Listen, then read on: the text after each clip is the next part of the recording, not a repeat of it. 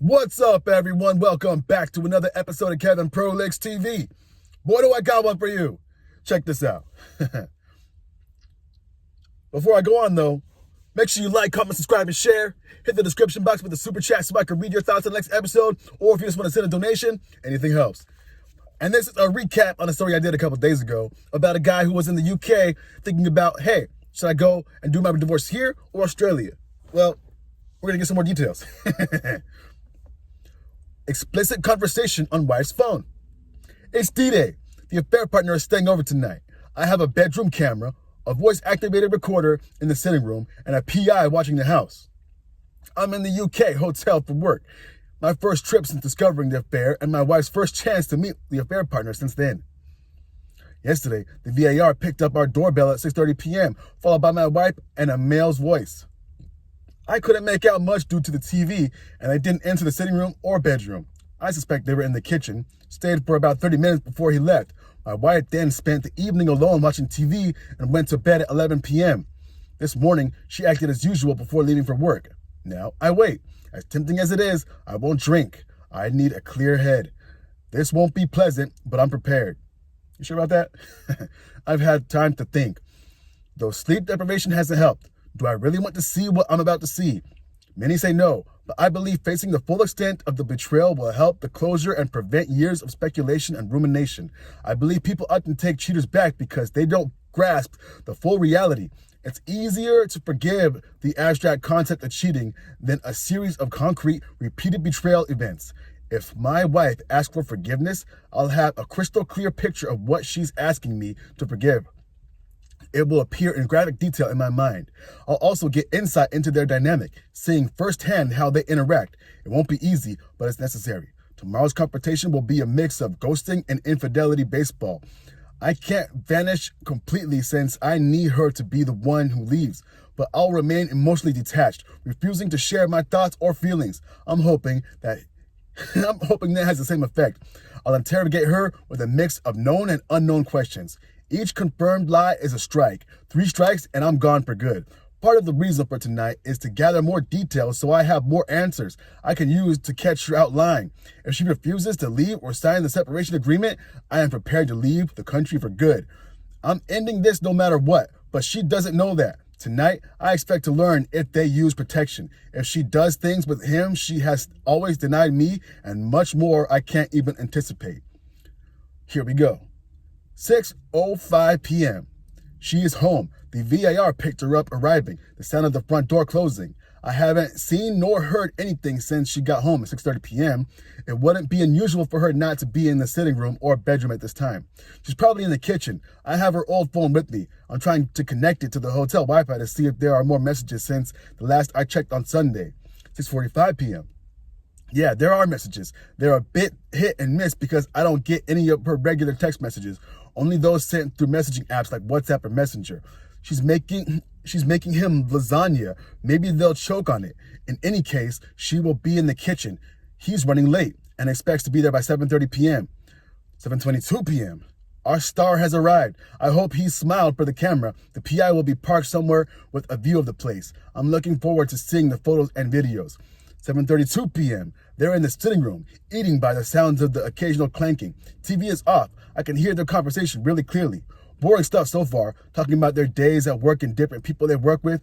From here on, I'll only report anything interesting, but this is weird. It's like they are a married couple having boring everyday conversation. They haven't seen each other for a month, but it's so routine and regular, like they do this every night. 7:41 p.m. Just felt the first turn in my stomach. She just asked him about his kid, something about a problem he is having in school. He's in 2nd class. That's a primary school grade here in Ireland. It means the child is between 7 and 9 years old, and most likely turning 8 this year. If she's so concerned, why is she wrecking this poor kid's family? There isn't the slightest sense of self-awareness here. I've given a lot of thought to the child involved in this and whether it would be best not to tell the wife. Some people would say it's not their place to get involved. The way I see it is what happens to the affair partner's family is his wife's business, and she only has the right to decide. It's not my place to withhold the info she needs to make a decision. 7:45 p.m. I just heard the curtains close. They make a distinctive noise when running along the metal rail. I wonder if being open helped the PI, or if there's some rule against taking pictures through windows that would prevent them from taking the opportunity. He didn't discuss window snooping, but I suspect they're restricted to filming them while they're in a public setting and can't reasonably expect privacy. 7:58 p.m. The TV is on in the sitting room, but a door opened and closed. 8 p.m. Bedroom action. Actually, it's just her. I guess he's the one watching TV. She has a towel, so I guess she's about to have a shower in the in-suite. Sorry, folks, false alarm.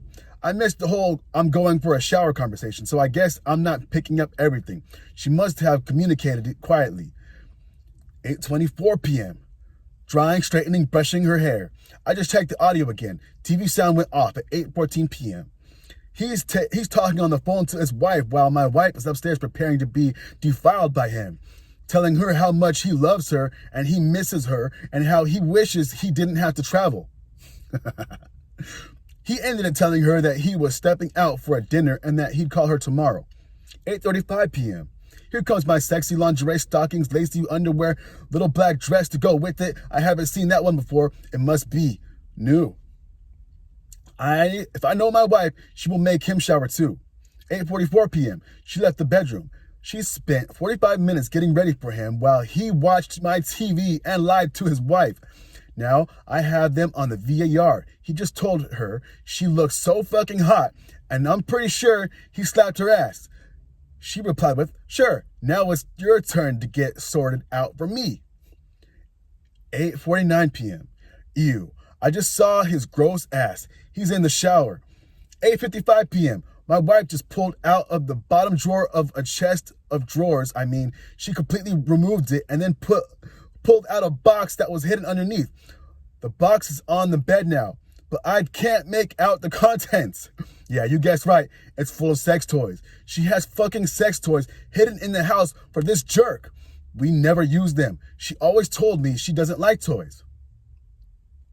I'm going to call her. I want to see what lies she will spin talking to her husband while she is sitting next to a box full of sex toys on our bed with her lover in the shower. 9:02 p.m. Just off the phone with her, lying through her fucking teeth. Told me she was turning in early because she didn't sleep well last night because I wasn't there with her. Trying to deflect by making me feel bad for her having to travel. Out of everything I've seen so far, that hit me the hardest. I'm not detecting the slightest bit of guilt or remorse from either of them. Expert liars. 9:04 p.m. He's out of the shower and they're not wasting any time. He's completely naked. She is still dressed. They're standing beside the bed and kissing. He has his hands all over her. I feel pretty nauseous. 9:10 p.m. She has asked him to put the drawer back in for her because it's too heavy for her. Way to kill the mood, huh? She spread some towels out across the bed while he was putting the drawer back. She's lying down on the bed now, on top of the towels. I guess she doesn't want to have to clean up the mess. I hope she changes the sheets before I get back. It will be interesting to see how well she hides the evidence. Will she wash those towels and put them back where they were so I don't see she had used half a dozen towels in 2 days? 9:13 p.m. She told him to come over here and finish what you started. It really broke my heart to hear that. Yeah, that was hard to hear. Then he got into bed with her. They're kissing in bed. 9:16 p.m. It's getting handy now. She has him in her hands and he has her in his, and he has his hand inside her underwear. Heavy breathing. 9:21 p.m. She just removed her underwear, hiked up the dress and demanded cunnilingus. She ordered it using a word that would likely get me banned. What was that word? Holy moly. Anyway, he is complying. 9:27 p.m. She just said it was his turn now. She took off her dress and bra and fiddled with something from the box for a bit. Maybe applying lube, but it's hard to tell. My view was obscured. 9:28 p.m. Okay, this is a new one for me. Remember how I mentioned that she doesn't like toys and I was surprised to see a box of toys? Well, those toys aren't for her. Holy moly. He is on all fours on the bed and she is underneath him with her head oriented for fellatio. 9:69, she's oriented the opposite way. She is doing that while simultaneously penetrating him. Oh, man. I don't know how to describe what I'm feeling right now. Disgust, anger, jealousy. This is the next level of betrayal. She's really willing to degrade herself with him. My other thoughts are more practical. Is she going to wash that thing in our dishwasher? Are the towels there so she doesn't have to change the sheets? How many times have I slept in a bed covered in traces of this man's ass contents? 9:35 p.m. After a couple of minutes of that, she declared he was hard enough to fuck her now and that he'd better fuck her hard this time. Holy, there is no sign of any protection being used so far. I guess I have HPV. Holy moly. Or worse, they reposition. She's on her back with her ankles over his shoulders. There's no condom. They started slowly, light moaning.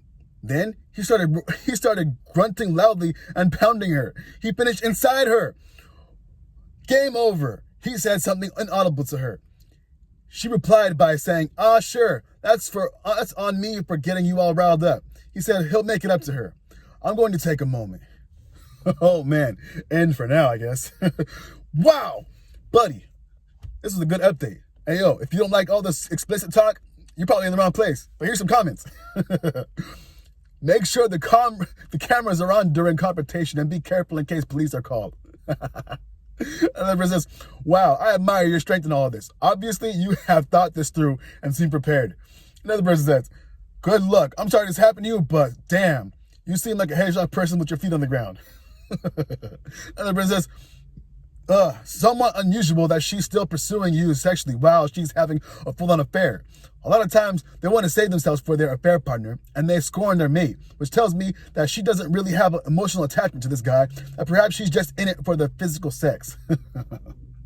Oh, man. She has some freaky kinks for sure. Yeah, she's not doing that with you. Anyway, here's another comment. My heart is breaking for you. I'm literally crying as I was typing this.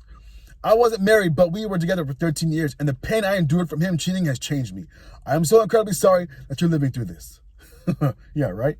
Anyway, another person says, he's talking on the phone to his wife while my wife is upstairs preparing to be defiled by him. Yeah, he ended it telling her that he was stepping out for dinner and that he'd call her tomorrow. Man, this guy's a really piece of shit. All right, another person says, it's interesting how you describe how dull and mundane their conversation is. So this is clearly not just a sex thing, but an actual long-term parallel relationship to your marriage.